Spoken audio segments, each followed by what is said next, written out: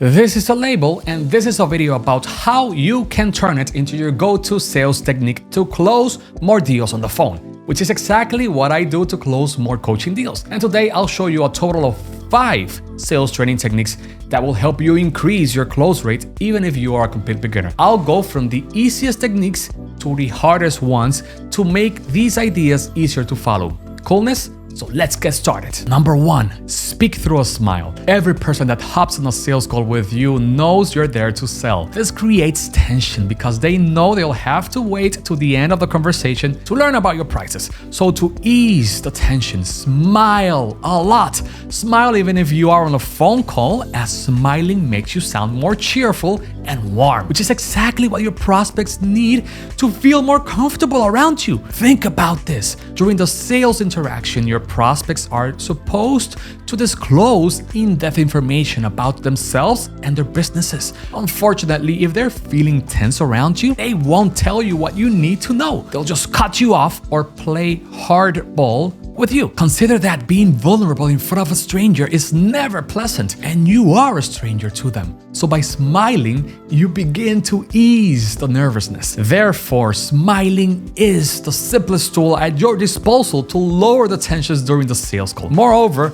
smiling works because when you smile, the tonality of your voice changes, and humans are great at subconsciously detecting changes in tonality. Smiling changes everything. So smile even if you are on a phone call. Number 2, stop pushing for the yes. In his book, Never Split the Difference, Chris Voss explains the importance of breaking the habit of pushing the clients to say yes. He says that the word no is not a failure. What no usually means is 1, wait, or 2, I'm not comfortable with that. One of your missions as a salesperson is to reduce the prospect's tension. And there's a lot of it because they are expecting a big, hefty price tag at some point in the conversation. So the best and fastest way to reduce the tension is by giving your prospects the choice of opting out right from the start of the sales call. By making them aware that they can say no, you reduce the likelihood of getting replies like, I'll have to think about it. Can you send me the proposal? I need more information. Send me an email. In other words, the real enemy of the salesperson is not the word no, it's actually the word maybe. So how do you wage war against the maybes to increase your chances of closing the deal? Let me show you a simple script of what to say at the beginning of your sales interactions. By the end of the call, if you feel my service is not the right fit for you, whether that is time or financial investment or any other investment, feel free to say no. I promise my feelings won't be hurt. On the other hand, if it looks good at your end, we can get started today. So what I'm looking for you is a simpler answer. I'm okay with either yes or no. Sounds good? This script will help you set the mood of the conversation. By providing your clients with the option of saying no, you make their guard go down. Because this breaks the yes pattern that they're used to get from the other salespeople. In their minds, every other salesperson is just trying to get their money. You, on the other hand, are trying to help. And by letting them know that they can opt out, you'll avoid spending 30 minutes talking to someone only to discover that they cannot commit or they need someone else's approval. Or worse, that they ask for a proposal to avoid hurting your feelings. Number 3, become invisible in a sales call. Nobody has ever told you what I'm about to tell you, so listen attentively. Are you ready? During a sales call, you are irrelevant. And here's why you must internalize this so you can close more deals. The best salespeople I know are much more than just great listeners. They are great at empathizing with their prospects and making themselves practically invisible during the sales interaction. And they do so by making themselves irrelevant during the sales call. And the simplest way to make yourself irrelevant is by changing your language. By simply swapping the words I and we for the word you, you'll make a bigger impact on how your prospects perceive you. Let me illustrate this for you. Instead of saying, I'll make sure you get this done, say, I am confident you'll love the results. Here's another example. Instead of saying, I am free at 3 p.m., say, are you available at 3 p.m.? Can you feel the difference between both approaches? Anytime you catch yourself making the sales process about you, remember that you are not the star of the show. The prospect is. So here's an insight I want you to remember forever. It's never about what you can do. It's always about your clients' desires, pains, and feelings. So during the sales call, make sure your prospects are the star of the show. The best salespeople know this and act upon it because they know that the less they talk about themselves, the more sales they'll get. Number 4, label the feeling. Let me show you an ethical way to force your clients to trust you. The best way to gain your clients' trust is by using the labeling technique. This technique consists on naming the feeling or the emotion aloud.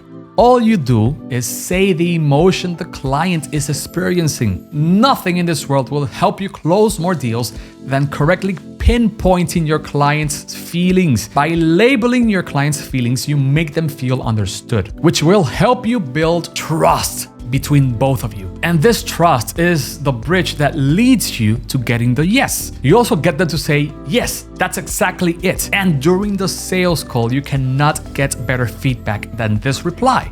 Well, technically, getting the yes is better, but you know what I'm saying. That said, you must be tactical with the way you label your prospect's feeling. You can't just name emotions like a crazy person. You need to label the emotion in a non-judgmental way. Let me illustrate this with a quick example. Instead of saying you look anxious, say it seems like this situation is causing you a lot of anxiety. Can you see how this works? While saying this, make sure your voice, tonality, face, and body language aligns with what you're saying. Cool? So the best thing about the labeling technique is that there will be no harm done if you turn out to be wrong. Just make sure you precede the emotions with the word it seems like, or it looks like, or I'm sensing some. And here are a couple of examples. It seems like you love your customers. It looks like this annoys you. I'm sensing some hesitation. Sounds good? So really, label the feeling and see how your sales increases over time. And finally, we have number 5, tie the technical problem to an emotion. Skilled salespeople know that the real problem is not the technical problem. The real problem is the emotional tension caused by the technical problem. Every technical problem generates a lot of negative emotions in your prospects. A technical problem can be something as simple as a lack of a website or as complicated as a poor sales pipeline. Your task is to find the emotional tension generated by the technical problem to tie them together. To achieve this, first, encourage your prospects to outline their technical problems. Once you've got a hold on this information, figure out the emotions these issues provoke in them by asking them open-ended questions that start with the words how and what. For example, how much are these challenges affecting your business? What else will be affected if you don't fix this for good? How much would your life change if you were to fix these issues? Take notes of these emotions because you're going to tie them together with the technical problem while you're pitching your services, which I'll show you how to do that in a while, okay? But before I do, let me tell you 3 main reasons why you need to know your prospect's emotion. Reason 1, people only reveal their emotions to people they trust. In other words, if the client tells you about their emotions, it is because they trust you or because they're beginning to trust you. Reason 2 is that it makes it so much easier for you to label their feelings, which, as you know, is a powerful tool to make your prospect feel heard and understood. And reason 3, to use their emotions to convey the value of your services. Let me explain this last point. Imagine your prospects tells you, I'm having communication issues with my clients. This is stressing me out and it's getting to the point where I just don't know how to deal with the influx of the requests my team is getting. Hopefully, you notice the emotions. The client labeled 1, stress, and the other one seems to be frustration. So it's now time to tie these emotions together with the technical problem in your pitch. And here's a script. Here's what you can say. Okay, Pablo, here's how I can help you. my team and I will work on creating the communication system you need to easily follow up on your clients. Your new system will reduce the number of complaints you get and increase your customer satisfaction. Meanwhile, it will help you reduce your stress level and eliminate the daily frustrations you've been experiencing lately. Can you feel it? Can you feel how much more powerful your pitch is when you turn the emotions into benefits? Look, what I want you to internalize is that your services provide your clients with two things. One, a technical solution, and two, an emotional solution, mostly because we are emotional creatures who just believe we are rational. Powerful stuff. So the next time you are on a call, unearth these emotions and see how much easier it will be for you to close more deals. So thank you so much for watching this video. Here's one request. Please hit the like button, subscribe to my channel, and click the notification button. So this way you can help me grow this channel, because damn, this is really hard, man. These videos take so much time to create, but they're so fun to create. Thank you so much for watching. My name is Jose Rosado and talk to you soon.